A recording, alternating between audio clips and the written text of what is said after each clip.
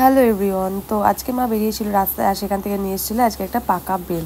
তো চলো সেটাকে আজকে মাখা বানাবো।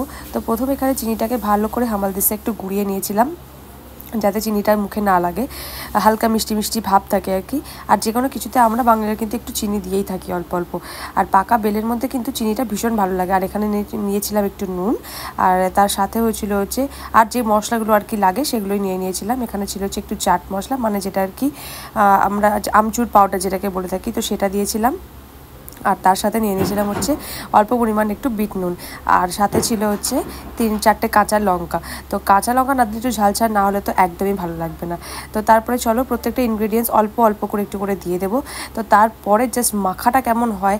আর বেলটা জানো তো ছাড়াতে গিয়ে দেখলাম যে একদম মানে কি বলবো, একটু শক্তও ছিল, মানে একটু হালকা কাঁচাও ছিল, আবার মানে একটু ডাসানো গন্ধও এসে গেছিলো।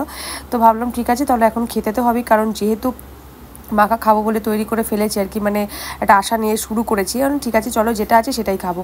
তো এখানে সমস্ত ইনগ্রিডিয়েন্টসগুলো দেখতেই পেলে খুব ভালোভাবে দিয়ে দিয়েছি। তো এবার হচ্ছে যে মাখার পালা।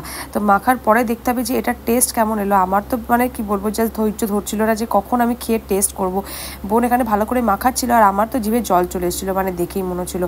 তো তোমরা কারা কারা বেল মাখা খেতে ভালোবাসো অবশ্যই কিন্তু আমাকে কমেন্টে জানিও। আমি খুব একটা মানে কখনো ট্রাই করিনি, এই হয়তো 1 থেকে 2বার হলো ট্রাই করলাম। তো আজকের বেল মাখাটা হচ্ছিলো একদম সেরা, যাকে বলে একটু ঝাল ঝাল একটু টক টক, মানে জাস্ট অসাধারণ। তো চলো আজকের মতো এখানেই শেষ করলাম। So tata guys.